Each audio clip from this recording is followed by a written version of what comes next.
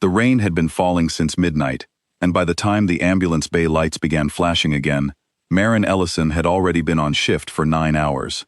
She moved through the emergency room the way she always did, calm and quiet, her sneakers barely making a sound on the tiled floor. The other nurses joked that she walked like a ghost. She never rushed, yet somehow she was always exactly where she needed to be. Maren was 44 years old, and she had worked at Fairview Regional Hospital for almost 7 years. Nobody knew very much about her life before nursing school. She rarely spoke about her past, and she never brought it up herself.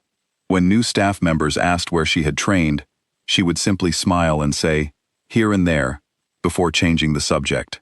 Most people assumed she had worked at smaller clinics before coming to Fairview. Nobody imagined anything more than that. She lived alone in a small house at the edge of town, kept a modest garden, and drove an old blue pickup truck that had seen better days. On her days off, she liked to sit on her porch with a cup of tea and watch the sky change color. She was polite to her neighbors, kind to children, and never spoke about herself for very long. If anyone asked too many personal questions, she would gently turn the conversation back to them. People liked her, but they also sensed there was a wall around certain parts of her life. Nobody pushed. That was simply who Maren was, and everyone accepted it. That night, the emergency room was unusually quiet. A young nurse named Priya was restocking supplies nearby and glanced over at Maren, who was calmly checking a patient's chart. "I don't know how you do it," Priya said. "Every time something crazy happens here, you're the calmest person in the room. It's like nothing surprises you." Maren smiled without looking up. "I've just been doing this a long time," she said. "Still," Priya said, "you must have nerves of steel." Maren gave a small laugh, the kind that didn't quite reach her eyes, and said nothing more. She had heard comments like this before. She always let them pass without correction, because the truth was complicated, and she had learned long ago that some things were easier left unexplained. At around 1 in the morning, the hospital's radio crackled to life. The dispatcher's voice was tense and rushed. There had been an incident during a military training exercise at a nearby base, a training accident involving a National Guard unit working alongside a group of active duty soldiers. Details were unclear, but multiple casualties were being transported to Fairview Regional, since it was the closest hospital with a fully staffed trauma unit. Dr. Reyes, the attending physician on duty, called the staff together. "We're about to get several incoming patients with serious injuries," he said. "I need everyone ready. This isn't a normal night." The ER quickly transformed. Nurses cleared beds, gathered supplies, and prepared trauma kits. Maren worked alongside them, calm as always, though something about her posture had changed. She stood a little straighter.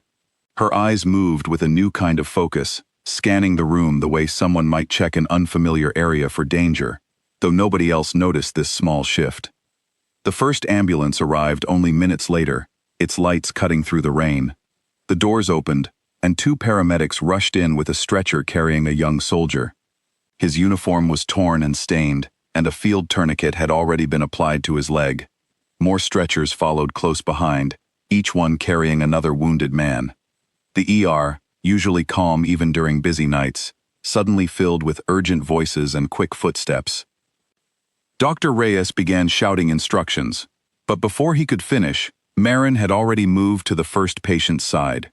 She examined the tourniquet with quick, practiced hands, checking the tightness and position without hesitation. "This needs to be adjusted," she said firmly. "It's too high. Move it down 2 inches, or we'll lose circulation to healthy tissue." Dr. Reyes blinked in surprise. "How do you know that?" Maren didn't answer. She was already reaching for supplies, her hands moving with a speed and confidence that startled everyone watching. She called out vital signs before anyone asked, identified the type of wound with unusual precision, and began treatment before the attending physician had even finished reading the chart. More wounded soldiers came in. The ER grew louder and busier, filled with the sounds of monitors beeping and staff calling out instructions. Yet in the middle of the chaos, Maren remained steady, moving from patient to patient with a calm that seemed almost unnatural given the circumstances. At one point, she knelt beside a soldier whose blood pressure was dropping quickly. She pressed firmly on a specific point near his shoulder, a technique that Priya had never seen before. What is that? Priya asked, watching closely. Pressure point technique, Marin said simply. It slows the bleeding until we can get him into surgery. Priya frowned. That's not something we learned in nursing school. Marin didn't respond right away. She was focused on the patient, her jaw tight with concentration. It's something I learned a long time ago, she finally said. Somewhere else. The words hung in the air, but there was no time to ask more questions. Another stretcher was being wheeled in, and the room needed her attention again. Then something happened that changed everything. A soldier lying on one of the beds, barely conscious, turned his head slightly, as Marin leaned over him to check his pulse. His eyes were unfocused, but as he looked at her, something seemed to click in his mind. His lips moved weakly.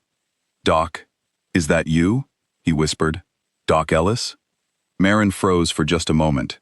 It was a small pause, barely noticeable to anyone who wasn't watching closely, but Priya caught it. "I think you have me confused with someone else," Marin said gently, her voice steady. "No," the soldier murmured, his eyes struggling to stay open. "I remember you. Fallback point, 2 years ago. You patched me up before the helicopter came." He tried to lift his hand toward her, but he was too weak. "You saved my life." The room around them seemed to grow quieter, even though the ER was still full of activity. Dr. Reyes, standing a few feet away, turned his head at those words. Priya stopped what she was doing entirely. Marin placed a steady hand on the soldier's shoulder. "You need to rest," she said softly. "We're going to take care of you." The soldier's eyes closed again, but a faint smile stayed on his face, as if some deep memory had finally been confirmed. Marin continued working, though the room had shifted around her. People were glancing her way now, murmuring quietly among themselves. She ignored it, focusing entirely on her patients, moving from bed to bed with the same calm precision as before. But something had changed. The wall she had built so carefully over the years had cracked, just slightly, and there was no way to hide it completely. As she reached to check another patient's bandage, her sleeve slipped upward, revealing a small, faded mark on her forearm. It was old and mostly worn from years of sun and time, but it was clearly a military insignia, the kind given to only a small group of highly trained medics who served alongside elite units. Priya noticed it immediately, though she said nothing. She simply exchanged a look with another nurse standing nearby. Dr. Reyes approached Marin as she moved to the next bed. "Marin," he said quietly, "who are you?" She paused, her hands still steady on the patient in front of her. "I'm your nurse," she said simply. "Right now, that's all that matters." He studied her for a long moment, then nodded and stepped back, allowing her to continue working. There would be time for questions later. Right now, there were lives to save. The hours that followed blurred together in a steady rhythm of urgent work. Marin moved through the ER like someone who had done this 100 times before, because she had. She directed staff calmly, corrected mistakes before they became dangerous, and somehow managed to keep everyone, patients and co-workers alike, feeling steady, even in the middle of chaos. By the time the sun began to rise, all of the wounded soldiers had been stabilized. Some were already being prepared for transfer to surgery, while others rested quietly, their conditions no longer critical. As the ER slowly quieted down, the staff began to relax, the tension of the night finally easing from their shoulders. But the questions that had been building all night could no longer be avoided. Dr. Reyes found Marin in the break room, sitting quietly with a cup of coffee she hadn't yet touched. He sat down across from her. "You've never told anyone about this," he said. It wasn't really a question. Marin looked down at her hands for a moment before speaking. "It was a different life," she said quietly. "A long time ago, I served as a combat medic, not with a regular unit, with a special operations group. We didn't talk about our work, even after we came home. It becomes a habit you don't break easily." "How long?" Dr. Reyes asked gently. "Almost 12 years, Marin said. "I saw things most people never have to see. I learned things most people never have to learn. When I got injured badly enough that I couldn't continue in the field, I came home, and I didn't know who I was without that work. Nursing gave me a way to keep helping people, without everyone needing to know where I came from." Dr. Reyes studied her carefully. "You could have told us. We would have understood." "Maybe," Marin said. But it never felt necessary. I just wanted to help people quietly, without questions. Some parts of that life aren't things I want to explain over and over again. Tonight, there wasn't a choice. But most days, this feels simpler. Dr. Reyes nodded slowly, understanding more than he probably could put into words. Well, he said after a moment, whoever you were before, I'm glad you're here now.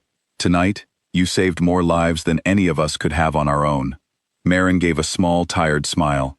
That's really all I ever wanted to do. Word of what had happened spread quickly through the hospital in the days that followed, though Marin never spoke about it directly. Staff members who once saw her as simply the quiet nurse now looked at her with a new kind of respect, though she never asked for it and never seemed to want the attention. She continued coming to work exactly as she always had, calm, steady, and focused on her patients. A few weeks later, one of the soldiers she had treated that night returned to the hospital, walking with the help of a cane, to personally thank her. He found her in the hallway near the nurses' station. You probably don't remember me clearly, he said. Everything was pretty chaotic that night. I remember you, Marin said gently. How are you feeling? Better every day, he said. I wanted to come say thank you, not just for that night, but for years ago too. I never got the chance. Marin smiled, something soft and genuine crossing her face.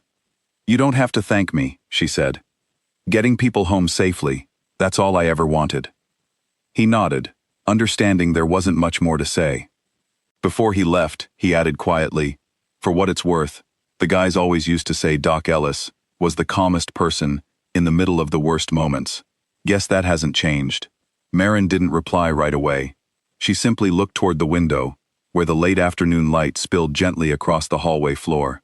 Somewhere behind her calm expression, memories of another life flickered briefly, then quietly settled again, the way they always did. Later that evening, as her shift ended, Marin walked out to her old blue truck in the hospital parking lot.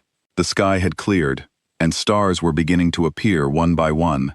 She paused for a moment, looking up at them, thinking about how far she had come from where she once was, and how, in some quiet way, she had never really left that life behind. She had simply found a new way to carry it forward.